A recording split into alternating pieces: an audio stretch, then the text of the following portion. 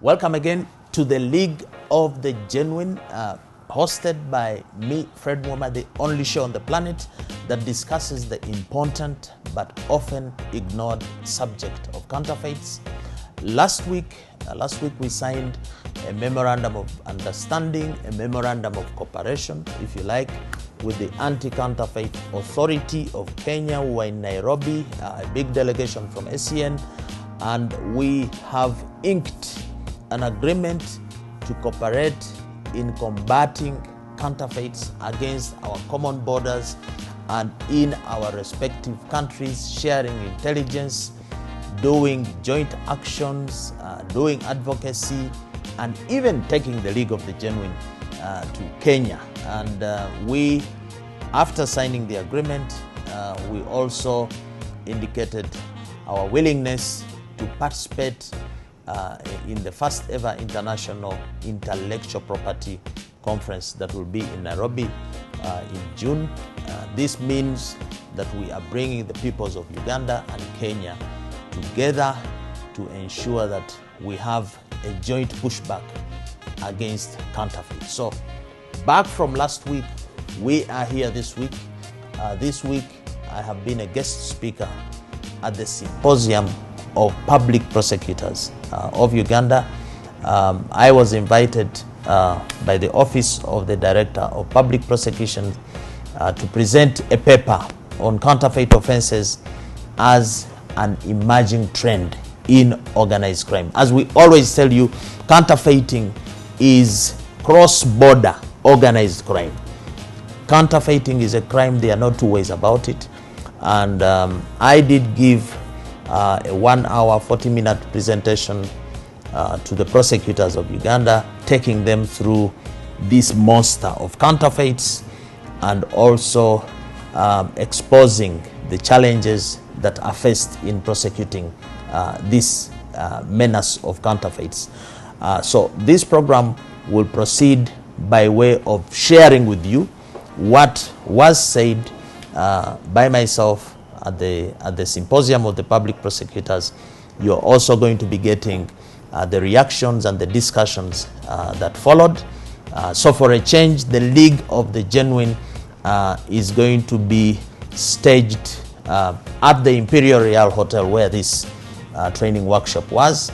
And I would ask you to stay put, don't move, and listen to what we were discussing with the public prosecutors, because the public prosecution is very, very important in the fight against counterfeit. So I'll leave you with the presentation, and I will return at the end of that episode to give my closing remarks. My name is Fred Mwema, as introduced.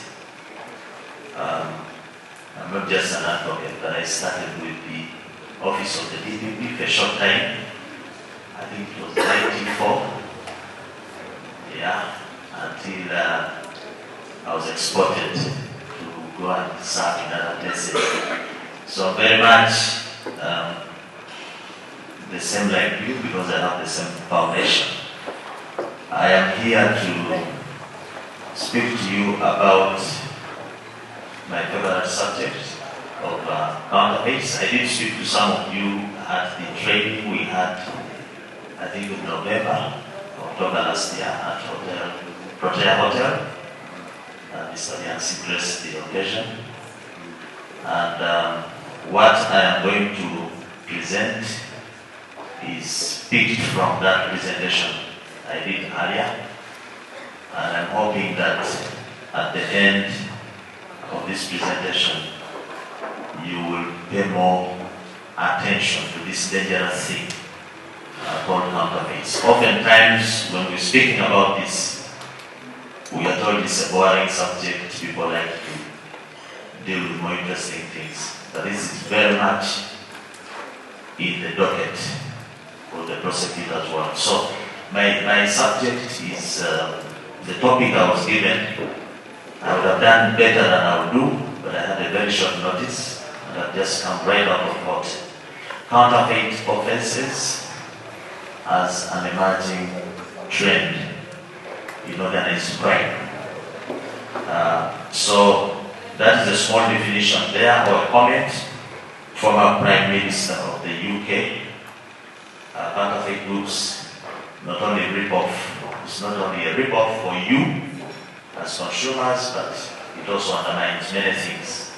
Businesses, and I would like to add, it complicates your work as prosecutors. As you will see, it's a very dangerous thing. Now, what is the Anti-Counterfeit Network? For those who do not know who we are, it's an organization that brings together different professionals. It's not just lawyers, but we basically bridge the intervention gaps between different stakeholders who are affected by counterfeit, substandard, and illicit goods. What we mean by affect, if you are a consumer, you are affected by counterfeit. If you are a regulator, you affect the counterfeit. So, for example, you are in a dual capacity here. You're both consumers and you're also regulators. So we bring everybody on this big special purpose vehicle. The purpose is to share intelligence, know-how, and to have a multi-pronged approach to the issue. Our vision is a counterfeit-free Africa. So we realize that to fight counterfeits, you have got to go across the whole expanse, especially sub-Saharan Africa. So we registered in Nigeria, we're doing work in Kenya, we're trying to go to other countries where we can cooperate. Our intervention pillars are 4. We basically do research, applied research, because you cannot tackle something without information, evidence. We use legal action and enforcement, which you are familiar with. Investigations, arrests, prosecutions. Then we use technology as well. The things you see on your bottom, right there, you'll see there's a batch number, there's a hologram, there's some security features and identifiers. That's all technology to help you identify the genuine. So we collaborate with some technology partners. And then the last one and most important, which I'm doing right now, is communication for mindset change. We are not talking about the usual communication or advert you see on TV, which says new data. No. We're talking of communication or information that helps you to change your mindset, your perception about counterfeits, that gives you information about the genuine and the fake, that tells you where to buy the product. So, communication for mindset change. I know some of you are dealing with some files involving counterfeits. I'm hoping that at the end of this presentation, I may give you some perspectives and deeper understanding, and probably on how to deal with this issue. Now, a little bit of what I'm doing has actually been sponsored by Feed the Future, USA program. We're doing a project with them on creating awareness and capacity building for government of Uganda agencies in combating counterfeits in agricultural inputs. So some information I'm giving you has come from the research that we have done in Elgon region, Bades Congo region. I'm sure I might have some prosecutors from there. But we've done some study, and I need to tell you that there is no information on counterfeits. Today, if you ask for information on counterfeit, let's say curry powder, a lot of it is fake. You don't have the statistics, or soap. You don't have, but we did carry a study, the knowledge, attitudes, and practices study in Elgon region. And we found that there is a general lack of knowledge. General lack of knowledge by the peasants, by the educated, by the judges, by the magistrates. People don't have knowledge. And I'll just share with you proof of lack of knowledge. One of the key informants when we did the survey was a magistrate. His worship, Katurubuki, and a grade 1 magistrate Chief Magistrate's Court of Bali. His worship, I'm sure some of you are farmers, gave us a story of being a passion fruit farmer while he was still in Michiana, I think. He had a small garden of passion fruits, but after spraying them with a counterfeit pesticide, that's how the passion fruit looked like. This was in 2018, and he lost completely his crop. So in the interview, he had some interesting responses, which I would like to share with you very quickly. He comments and says, I imagine most people like me, if a graduate like me can purchase a counterfeit, what about the ordinary person? Same question you can ask yourself. If a prosecutor like you, somebody with a high standing in society, can be duped to buy a counterfeit, what about the ordinary person? When I tried to share with people, I was told that most of the products on the market are counterfeits.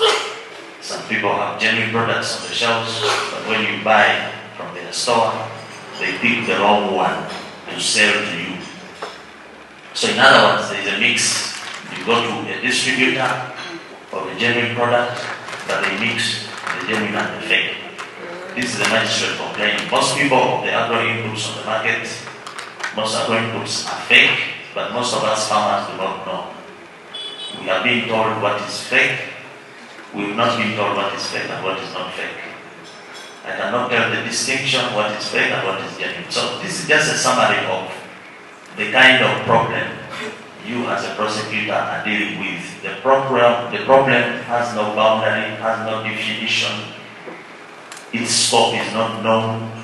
So you can imagine if you can't identify a counterfeit easily on the market, how are you as a prosecutor going to easily identify the counterfeit itself and the offense to apply? It's a big issue. And as I will show you, you are having challenges actually in sustaining and sanctioning charges in respect of counterfeit. There's a big challenge there. So what is a counterfeit? The counterfeit is in the family of intellectual property. Intellectual property, this is the exclusive rights that you are granted by the state for your creation. And there are different types here. The most common is the trademark.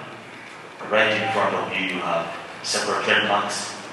It can be the laptop you're holding, it has a name, that's a trademark or a symbol, a logo. And this is used to distinguish one product from another. So that's the first aspect of intellectual property, and a lot of counterfeiting is in respect of infringement of trademarks. But there are many others. The other is copyright. I think the common one could be literal works or music. A lot of the music that we listen to in this country is actually counterfeit. You are not supposed to download anybody's music without paying them. And then we have the patents, the industrial designs. I will not go so much into that. The shape of the Coca-Cola bottle there is an industrial design. Previous presenter was saying you don't have a lot of criminal jurisprudence in this area. It is true. But I think we can develop it together, because ACN is also involved in litigation and prosecution. But you see the shape of the bottle there is protected, is intellectual property. Somebody invented it. Protecting of intellectual property promotes fair competition. I know of a factory not very far from here which closed. They were manufacturing plastics, employing about 200 Ugandans. It closed because of competition from cheap, fake plastics, and it closed. But the office of the ODPP wants more money from the Treasury.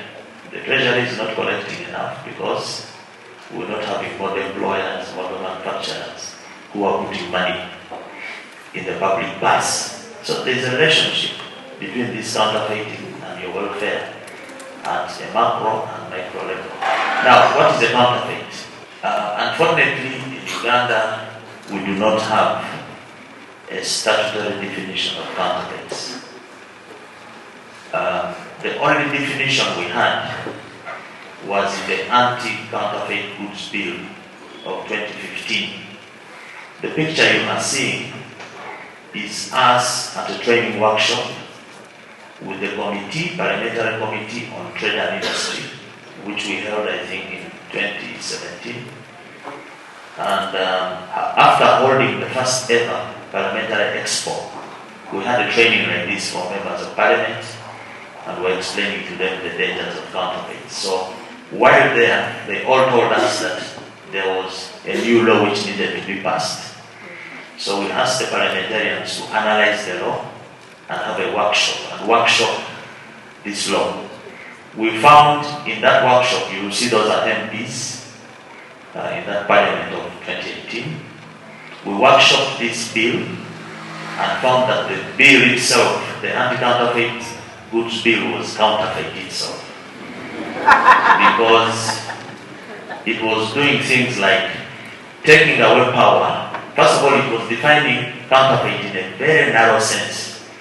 It was defining counterfeits only in respect of the trade. The trade. It left out the manufacture, it left out the use. It was so narrow. But it also had absurd clauses like it removed powers from a customs officer to impound, seize a prohibited or counterfeit good, and it gave the powers to a police officer, including the mandate to store the seized counterfeit.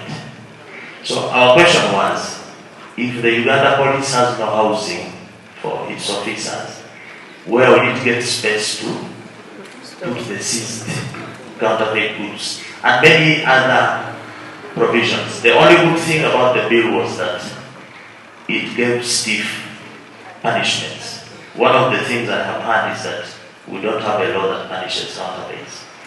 Yeah, the law provides punishments from fines to 2 to 5 years on average. But how many counterfeiters have you prosecuted and got a conviction even of a month? So the law is there. So we don't have a definition of counterfeits. We can borrow from Kenya what a counterfeit is, and they have many definitions there. Counterfeiting is so wide. There's counterfeiting of medicines. They have their definition. But the general definition is it involves the manufacture, production, packaging, labeling of goods that are protected by a trademark registration. Now, a counterfeit is an imitation of the genuine product.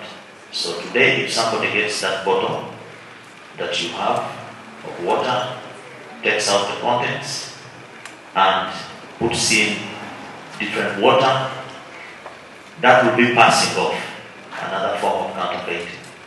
So they will make you, the consumer, to think that it's that popular brand that you want. So basically, the counterfeit is an imitation. It's a product which is not genuine. The way we use the word counterfeit at ACN is very broad and liberal because we would like to cover everything.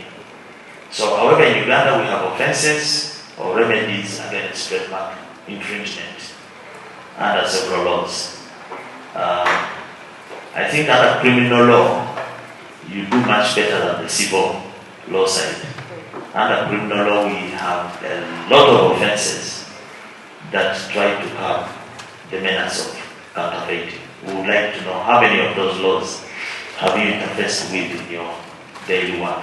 But one of the most popular laws is the Trademark Act.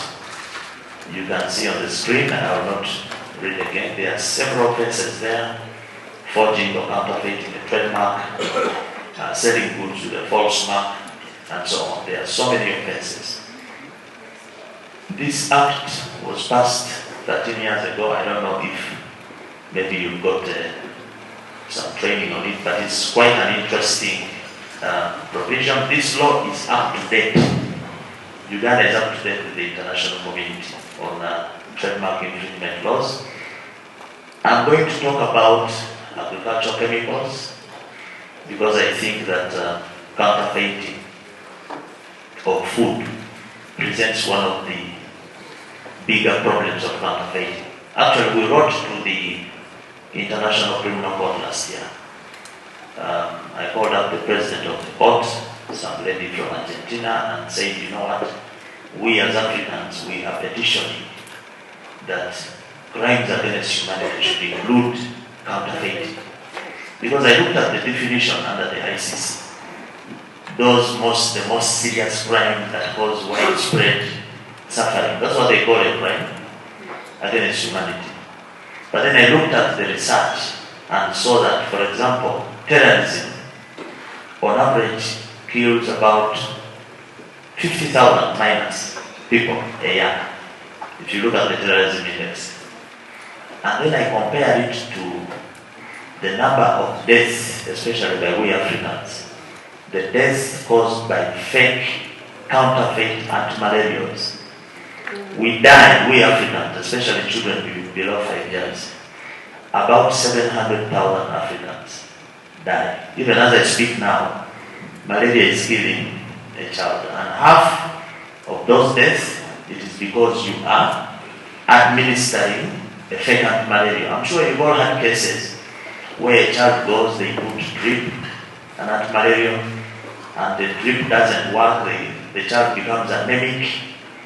And because of the fake anti-malaria, we have an upsurge of cases in what they call Burkitt's lymphoma cancer.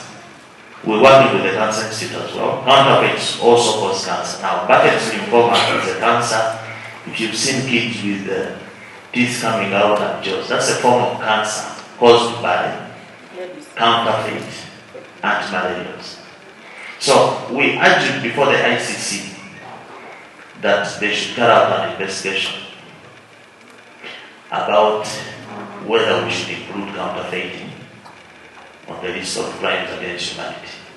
But of course you must be surprised, ICC is for state parties, we are not a state. But for us who are just running, maybe we can work with the office of the ODPP to push this issue back and say we Africans are suffering from this. So counterfeiting of food is a major issue. The counterfeiting in food occurs sometimes post-harvest, sometimes during the time the plant is in the garden. A lot of fake pesticides, bactericides, caricides, the one for the ticks, are sprayed and they don't work. So if you are a meat lover, if you have cows, your cows either die, some go blind. But if you take the milk, it's affected, the meat is affected. These days we want to diet, so most of us are taking to vegetables. A lot of the vegetables have sprayed pesticides which have preservative qualities. For example, a tomato. In our days, a tomato would live for about 2-3 days. In our days, we will stop be here. 2-3 days is the lifespan of the tomato. These days, you guys have tomatoes of 2 weeks. They are looking at you. They have sprayed it with a pesticide called Mangozeb. Mangozeb has a high concentration of sulfur. And so that tomato has a grayish look. If you see a tomato with a grayish look in the market, don't buy it. It has Mangozeb. Now, what sulfur does to your liver, you can go and Google. A lot of diseases come out of that. So, we have the Agricultural Chemical Control Act. It creates an offense, as I will show you. Next time, as a prosecutor, if somebody brings a case saying somebody is selling a fake agricultural chemical, the law is here. You may not even go to the Trademark Act. Charge them under that. But just know the public health issues that I'm talking about. We have the Seeds and Plants Act. Again, we have a lot of fake seeds. I'm sure some of you are farmers. You buy seeds for onions, You plant, nothing comes out. All of them are fake. I am hoping that today, after this presentation, the prosecutors of this country will be filing cases against these fake ads. Okay? Because, like I told you in the CAP study, the biggest issue is that we don't know what to do. We don't report. We have also, let me leave the seats. Let me go to the mobile handsets you're holding. The phones. 60% or more of the phones we have, generally in Africa, are fake. 60%. It affects the quality. Many times you complain about dropped calls, but you know where that is coming from. It's not necessarily the problem of MTN or Airtel. We have fake phones which are connected on the network, so they affect the quality of the service to you, but they also affect other genuine phones on the network. So there is a law there. We are working with the Uganda Communications Commission to see if we can get the fake phones switched off, but we're doing it slowly. But there is a law which says that there are a lot of cloned ID numbers. That's like a serial number. If I was doing a presentation on counterfeits, communication counterfeits, I would be demonstrating how you can check if you have a fake phone. And I guarantee you that if we check now, half of us have fake phones. But that's how it is in Africa. Fortunately, we have some solutions we are working on. I think the office of the DPP sent somebody. We have a platform we're trying to develop called the Fakes Desk, where you can report the case of a fake. Because today, if you bought a fake pen, you can't go to police to report that you bought a fake pen, but you can come to our desk. A little bit on medicines, there is some confusion. This is the north-south divide. The rich countries in the north hold most of the patents to the medicines that you see. Now, the patent holder is the one who can license you to produce and use this medicine. And that is what we now have in the south called the generic medicines. I want to tell you again that 90% of the medicines we have here are generic, meaning the original holder, IP holder, allows you to produce. So they go to India, they go to Kenya, they come here with quality chemicals and they produce generics. But those are not counterfeit. Because under the doctrine of exhaustion, you know, when you hold a trademark license or intellectual property, the law allows you to hold it for some time. After that, anybody can be able to use it. That's why Kiera Motors is able to manufacture a car. Because the guy who designed the motor car no longer holds that design. It's now generic. It's open to all of us. But I also need to describe for you the difference between a counterfeit and a substandard. Because there is sometimes confusion when we are talking. They are related, but the substandard is regulated under the UMBS Act, and substandard relates to the manufacture, production, composition, blending. Let me give an example. For example, in the building construction industry, the Mutaiwa, the angle bar, UMBS will set a standard and say this is the thickness, this is the composition, or a mattress, the thickness and so on. That is standards. But what you need to understand is that not all substandard products are counterfeit. I can be a factory owner and I manufacture my mattresses, I have a trademark, but they are substandard because I do not meet the standards. And some substandard goods are actually original. I have a factory, I'll make a genuine plastic that is substandard. But most substandards are actually counterfeit in the sense that they do not meet, the genuineness. Remember, a counterfeit is not genuine, it's an imitation. So if I produce an angle bar, for Mr. Dumbi's house to construct. I said 3 milliliter or millimeters, and it's 1.5 or 2. It is substandard, but it's also counterfeit in the sense that it is not the 3 millimeter angle bar. So the problem of counterfeiting is big. I have been describing it in many ways. UNBS say that 54% of the products we buy in the supermarket are fake and substandard. I think you saw that report 5 years ago. But the funny thing is that in that very report, when they ask members of the public what they think about the study of UNBS, they say they think about 80 to 90% is fake. But the situation is getting worse as we speak. You can read more on that. And of course, as a result, a lot of the money we spend, 41 trillion is the budget this financial year. Half of it is going to be paid to counterfeiters to do our roads, which will get potholes in a few months. Why? Because there's a lot of fake bitumen. They are fake culverts. So as you hit the pothole, you remember that's a counterfeit. And if you have a chance to prosecute somebody supplying fake bitumen, please prosecute them. We're even suggesting an amendment to the public procurement law to include an anti-counterfeit pillar. If you ever supply a school with fake materials, you should be blacklisted. The way the World Bank does. Why should you continue supplying?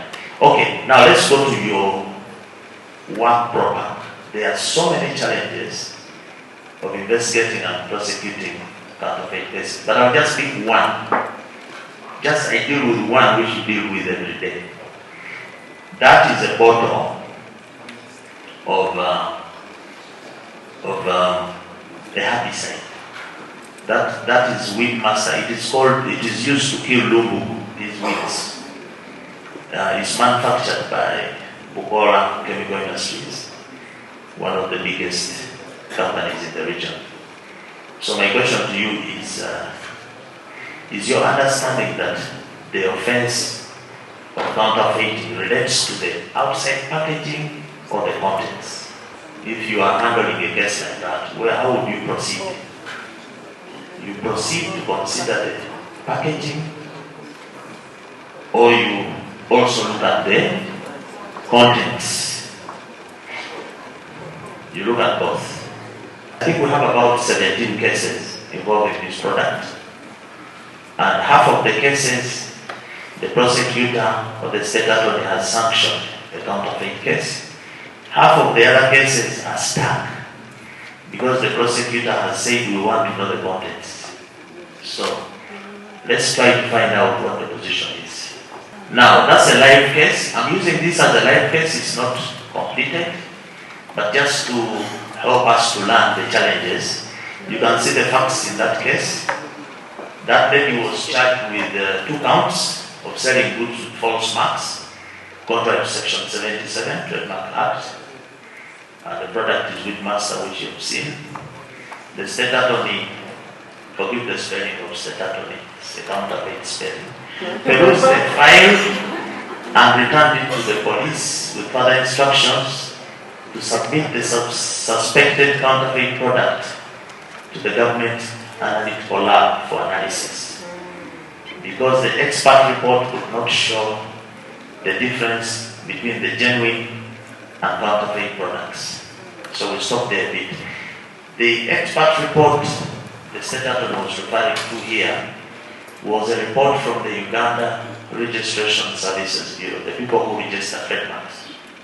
So it's a requirement in prosecuting this case to take the offending product with its mark to see if that mark is actually registered as a trademark. So the state attorney is referring to the report of URSP, which deals with trademarks. URSP doesn't deal with contents. And it is saying the report of URSP cannot help me to show the difference between the two. So anyway, the sample is submitted to the government analytical lab. There is also another case. That guy was also charged with the selling of goods with a false mark, falsely applying the registered trademark. These are things you can read for yourself and see. But again, the file was sent to the government analytical laboratory. So in the understanding of the government prosecutor, the offense of selling goods with a false mark required to check the contents. The offense of counterfeiting a trademark required to check the contents. So let's see what happens. As it turns out, the government analytical lab does this analysis of the contents, and it says that the product, they took a sample of genuine and alleged to be fake. So the results were that they were positive. Both products had the active ingredient of glyphosate, and both tested negative for chlorothalonil. The concentration of the active ingredients in the counterfeit samples were found to be lower than that in the submitted genuine samples. This is the lab report. So, when the lab report returns, as the prosecutor, what do you do with that information? How do you proceed? Remember, we had a case of selling goods with a false mark, counterfeiting a trademark. This is the report you asked for. How do you proceed? Let's first look at the law. That is the law. I'm sure most of you are better at reading these provisions of the law which create criminal offenses. That is the law. You can tell me what the ingredients of that offense are.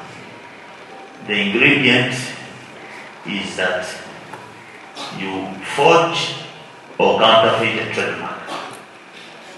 That ingredient, I've not seen the contents of anything. It is saying you forge and counterfeit a trademark. You remember our definition of a counterfeit is a label, a mark that helps to distinguish a product in the market. So your first offense under 71 says find out if this person forged or tampered with a trademark. The second offense, which is a bit longer, falsely applying a registered trademark. Again, if you look at it closely, you will see that if you look at 1B, if you falsely apply a registered trademark in relation to goods or services that are being provided in the course of trade. The key word there, falsely applying goods with a trademark that is in the market. Again, you will take your time to read the ingredients there. Let's move to the next section. Section 77. Again, if you look at it, the key ingredient there for us is you need to apply falsely a registered trademark to goods. Now, we have a file before you with those offenses, but you have asked the government analytical lab to help you to prove that offense or support that offense. The government analytical lab is not the trademark office. It can never ever prove the existence of a trademark. So my appeal to you is that when you're faced with a counterfeit case, you are required to see if there is any infringement on the packaging. Counterfeit cases do not relate to the contents of the bottle.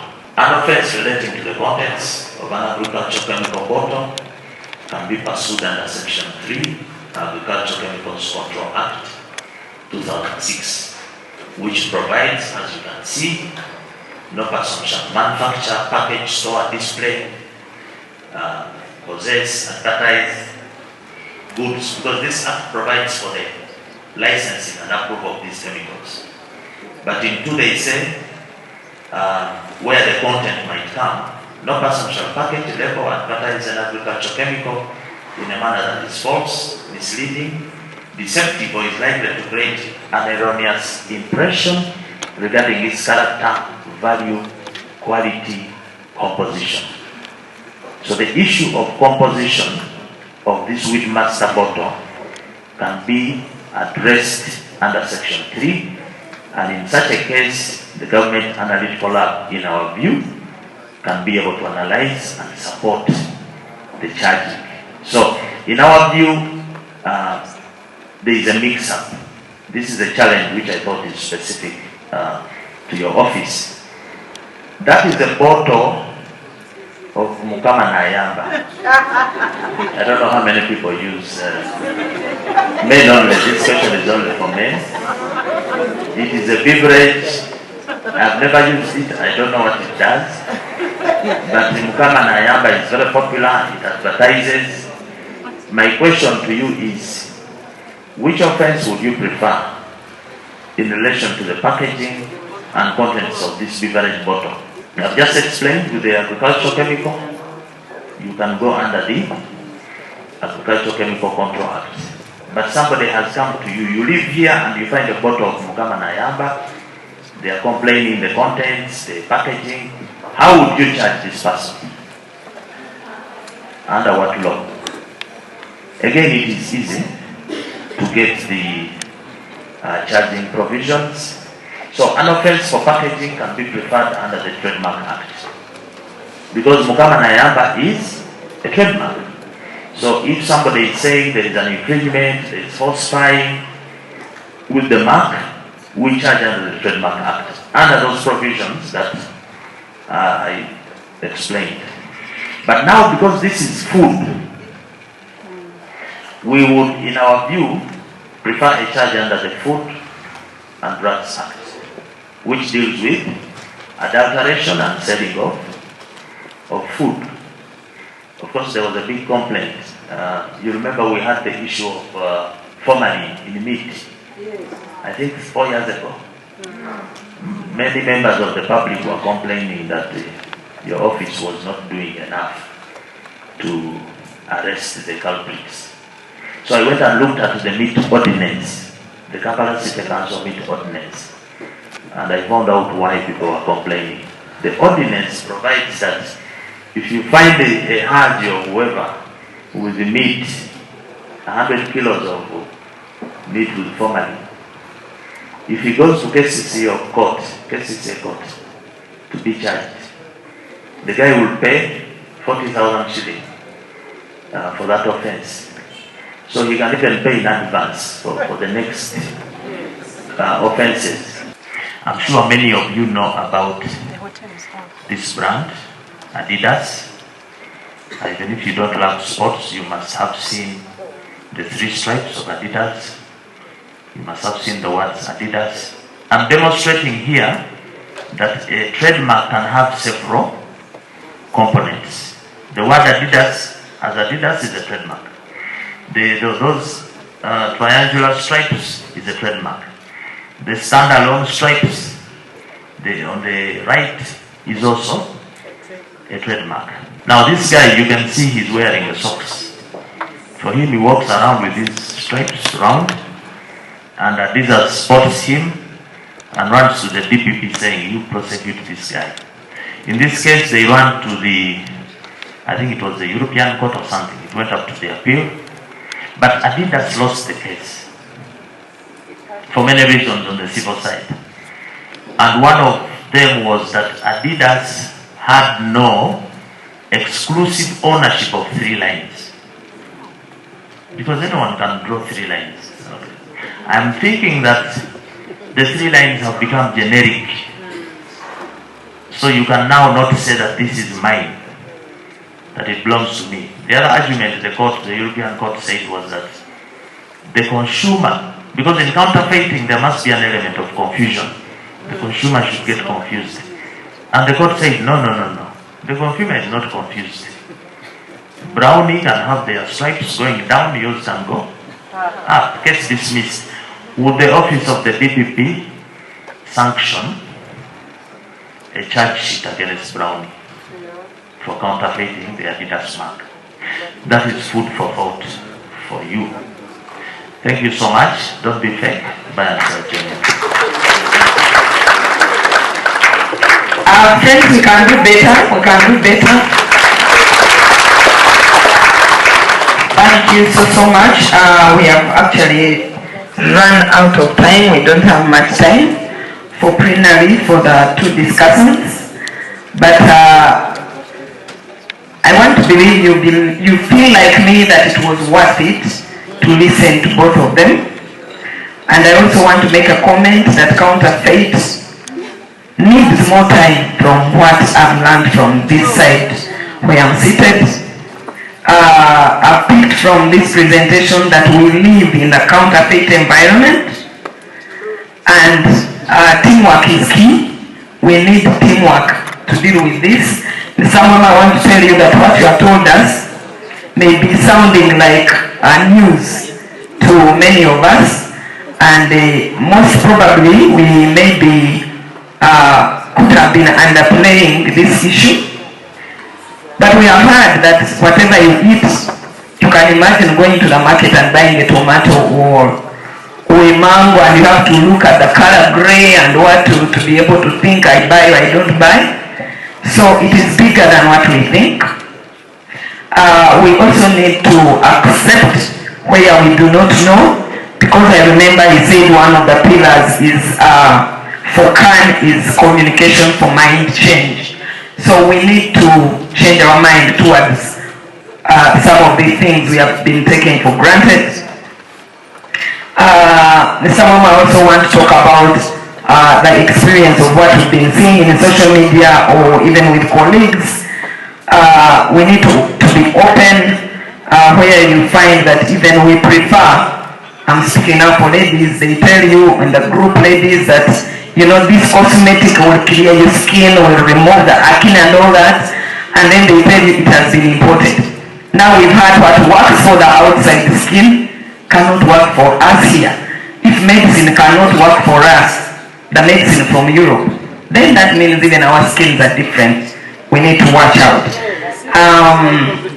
Yes, he also talked about a proposal to consider counterfeit as one of the cases to go to ICC because it can cause massive death. We cannot really underplay this anymore because it is very serious. He also said there are several laws. I want to believe that most of us, as we listened, we didn't know that those laws are there. And then some of them are probably, there could have been cases of where we are tired and then you say, close and put away. Not because, you actually what you look at is like the evidence is not there. But we have seen it for ourselves. And I want to believe that Mr. Mwema is on a call to come and help us understand more, because in 1 hour was not enough to help us understand. Because I also took note of what he said as he started, that counterfeiting is a cross-border organized crime. So we may think that what is being counterfeited is right here, but it is wider than what we think. I also noted that the big issue is how do you sanction a charge when you can't tell the difference. You see the bottles and you yourself you cannot figure out, the IO cannot tell you, and then even you don't know what to direct from those examples he gave us. You don't know whether to ask for check the content or check the document or check the cover. But he is here and I'm sure he will be ready to help us. And I want also to make a comment that maybe we can also plead guilty to the charge of downloading music. Guilty as charged for most of us. But now you have heard from the expert himself. We are going to have a few questions, but I want to make comments. Then to Mr. Mwema, there is also an issue with the counterfeit goods. I have heard many traders claim that that these goods, when they are imported, okay, let's assume they import counterfeit goods, that actually they pay taxes for this what? For these goods. Is indeed a contradiction on the part of government to tax the trader who has imported counterfeit goods and gets income, then at the same time send the Uganda Registration Services Bureau or Uganda National Bureau of Standards again to repound the same goods on the fact that they are counterfeit. I don't know what's your opinion on that. Thank you. Do we have another question? Yes. Thank you so much to our dear presenters. Council Mwema, you've really been so elaborate, and this is a very deep, it has been deep. Because when the understanding of this thing causing cancer, us engaging in buying pesticides or supplies that are really counterfeit, and the effects and all that, it is very deep. So maybe the request to our office, perhaps we even need a unit for these counterfeits, because this is very serious, ranging from drugs, crops and all that, cancer. It is a very serious issue that we cannot afford to ignore. And then maybe to you and the government of Uganda, perhaps you need to identify for us some of these shops or suppliers that are really certified, such that we know where to go to. Because as we are here, we are also planning for retirement. In advance, maybe we want to engage into farming. We want to do a number of things, but you don't even know where to go to. Sometimes while you're there, you're planting crops and you don't know the reasons as to why. You're not realizing, but a lot of things, that this has really been so deep. Thank you so much. Thank you. Mr. Mwema, you have two questions. One is counterfeit goods being taxed, and then Sherifa talking about where do we go. Okay, maybe allow me to comment as a practicing lawyer on this issue that I got between criminal cases and civil cases. We know that the two can proceed parallel to each other. I think there's a recent decision by Justice Mobidu from the High Court, and I can share. I was handling one international dispute where, as we were going to arbitration, the other lawyer went and filed the private prosecution. So I tried to oppose and say, look, we're in arbitration. And he said, no, the two can run concurrently. And correctly so, because what I need to prove in a case, a criminal case, is not necessarily the same standard as the civil. So I think the ODPP should take up action. Maybe you hire me to have a constitutional case for you, but I think you must jealously guard your mandate. You cannot be stopped by a civil court from prosecuting. Separation of powers there should come in. Now let me go straight to counterfeiting, paying taxes on counterfeit goods. This is a big argument we've had with the URA and customs. We have cited for them provisions of the East African Community Customs Management Act, the principal law that allows goods to come into this customs area, and there is a provision that deals with prohibited goods. Prohibited goods are defined as goods that are produced or imported in contravention of any national law. So if you import a good with a false trademark, that contravenes the Trademark Act. Customs should impound it. Recently we stopped a consignment and we made a lot of noise for customs. There was an agro-input for a big international manufacturer. This guy imports packaging materials, 10 containers, and goes to Kisenya and puts fake stuff there, and then he sells to you. So we blocked that consignment, and we told URA, if you release this product, we shall sue you in public interest for endangering the public health. So it is wrong to tax counterfeits. Unfortunately, the bad news is that most of your taxes come from counterfeits. That is the problem. Reason being that URA is under pressure, targets to collect money and so on. So they first collect, then they send you to UNBS or to whatever. So So that is wrong. Can we join forces to stop that? And we encourage legitimate businesses to pay more taxes. The other issue, a unit to fight counterfeits, we are trying to get an MOU signed with your office.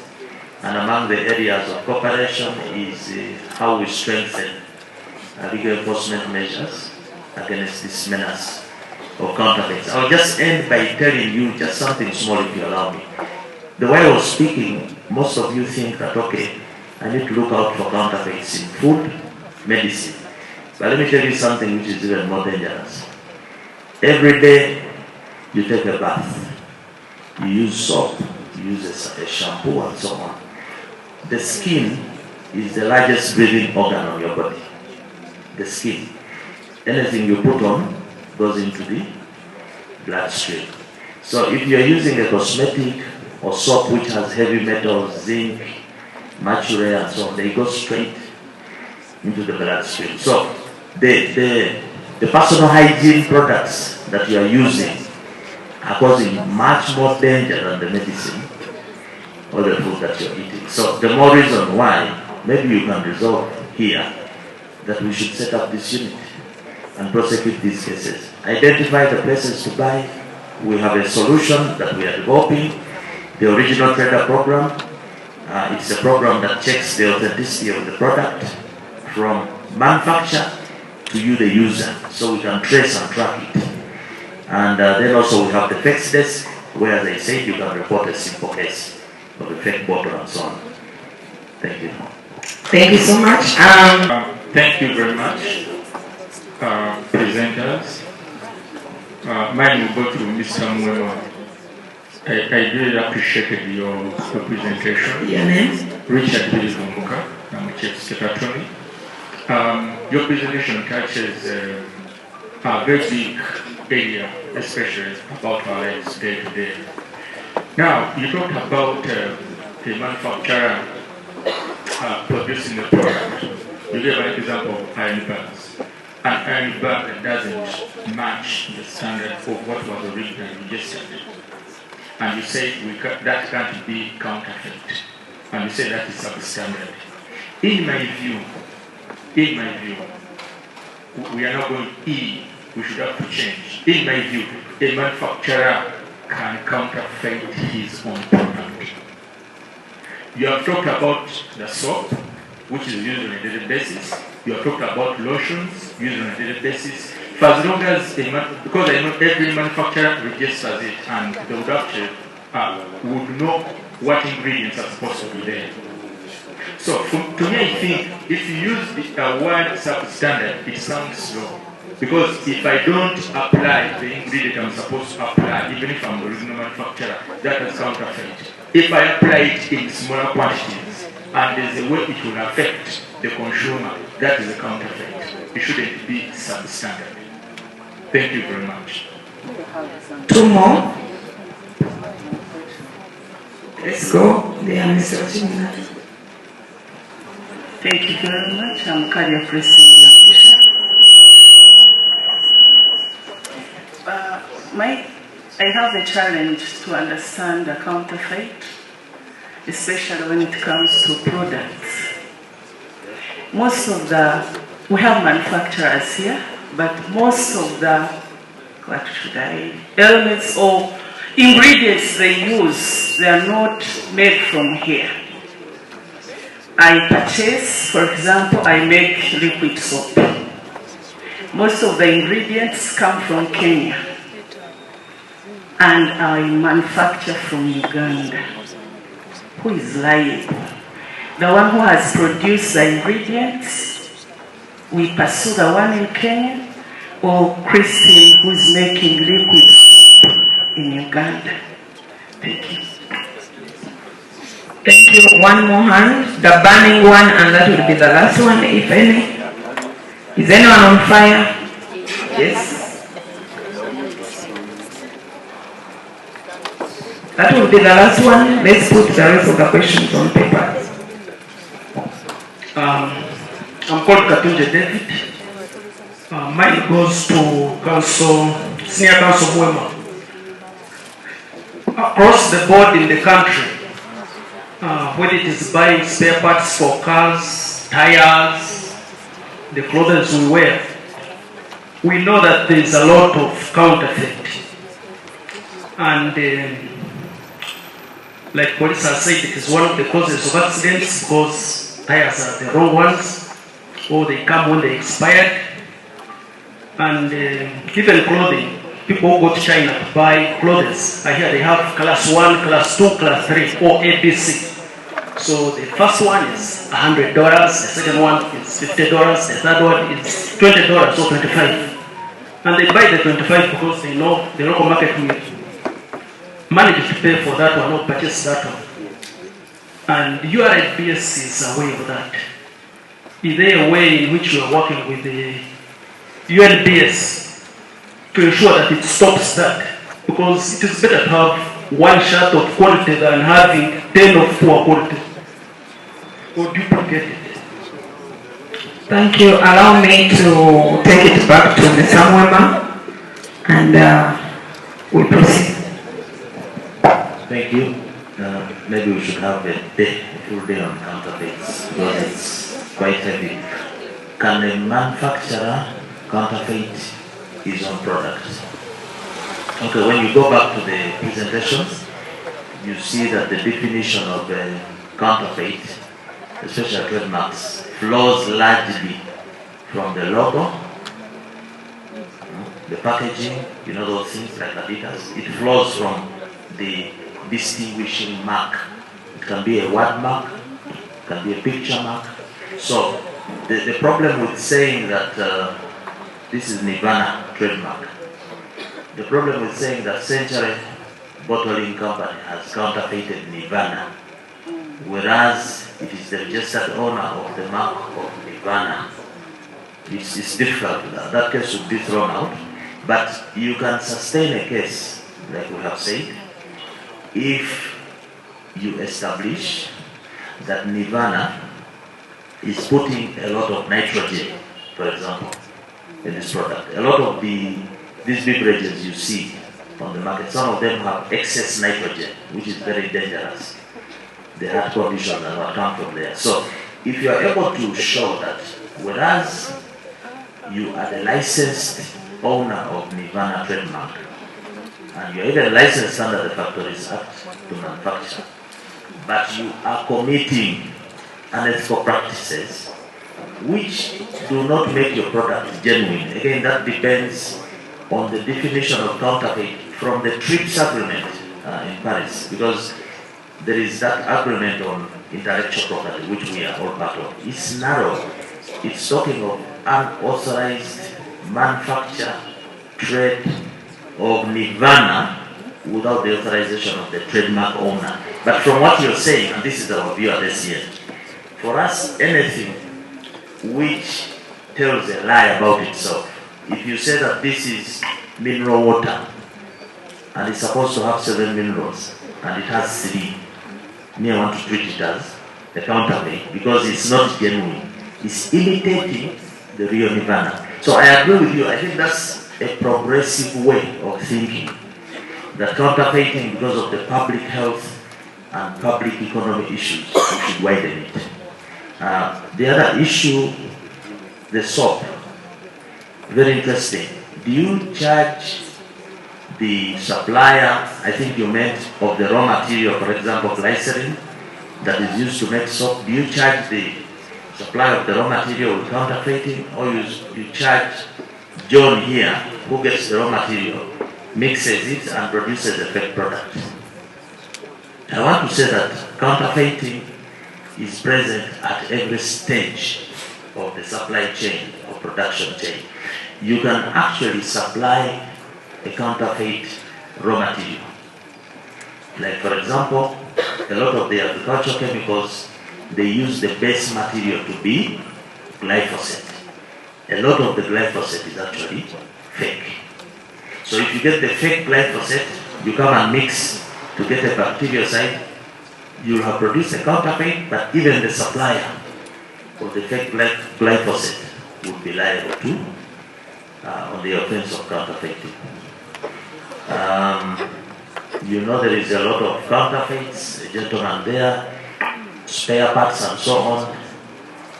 You know what surprises me about we Africans? We watch BBC, we watch CNN, Al Jazeera, and as soon as you tune, you'll hear that Toyota has recalled model 2007 because the seatbelt is what? Defective. They have recalled all those cars. But you promptly enter your model 2007, that very day, and you drive it. We don't have motor vehicle recalls in Africa, apart from South Africa. Why? Because we don't have consumer protection laws, which would bring up the issue of product liability. Again, we all hold phones. You saw Samsung blowing up and burning. S1, was it S7? How many of you even went to UCC to say, I have seen on CNN, this Samsung, they have said is defective. But you continue to making calls and smiling on the thing which is about to blow. So, what I'm talking about is the lack of knowledge and awareness. We think that it's other people who die, but you can also die. You can also be blown up. I am thinking that this should be the start of the consciousness. As a prosecutor, as a magistrate, as a lawyer, be conscious. How many of you look at expiry dates when you go to buy a product? Many of these traders you see who go to China, who you see putting up malls, half of them go to China, they buy a product when it's about to expire, they come and change the label and they put a new expiry date. Do you know how to tell a tampered expiry date? Do you know how to tell? There are boys downtown, small machines, they are putting new dates. And then you are going to shop, and here downtown, you want to save money for your mother. You are killing her. Lastly, are we working with other entities? Yes. But it's not easy. First of all, when we came, there was resistance from other agencies. The first question they asked me was, who appointed you? Where is your appointment letter? And my answer was, I appointed myself under Article 17 of the Constitution, the duties of a citizen, to promote public order, to protect property and life. And they went away. So now we are working. So we work with all these agencies, but it's not easy. For us to keep trying to ensure, like I've just told you, we have been to another country to represent Uganda. Who appointed us? We went at our cost and we're doing the work. We are thinking that slowly by slowly, the government stakeholders, once they understand the magnitude of the problem, you can come and on board. This is a public cause. It's not ours only. I hope I've been able to answer some. A big round of applause for our discussion. Well, that was a mouthful. I think you could see the kind of issues that we were dealing with, in particular the issue of prosecuting counterfeit cases. There is a challenge on whether we should be looking at the packaging only, or we should also be looking at the content. Many cases have been frustrated because sometimes there is an idea that a counterfeit case must involve checking, analyzing the contents. But you had, our view is that counterfeiting is strictly about the trademark infringement, the packaging of the product. You can still, as you have seen in my presentation, you can still prosecute a case dealing with contamination, adulteration of the contents. So either way, I think we had a way forward going there, and you even had suggestions by some of the prosecutors that we should have a dedicated desk for prosecuting counterfeit cases. One of them was saying this is so deep, they needed a whole day to be able to have their feel on this important but often ignored subject. As always, we would like to thank you for making a date with us every Friday, the only show on the planet where we shall continue giving you information about the subject of counterfeits, because we believe that an informed consumer is an empowered consumer. If you're new here, this is the League of the Genuine, the only show on the planet where we talk about counterfeits. And if you like what we are doing, you can please do subscribe. We rely on your support. Do share this content, and please do put the notification to be reminded always when we have a new program. As always, don't be fake. Buy and sell genuine only.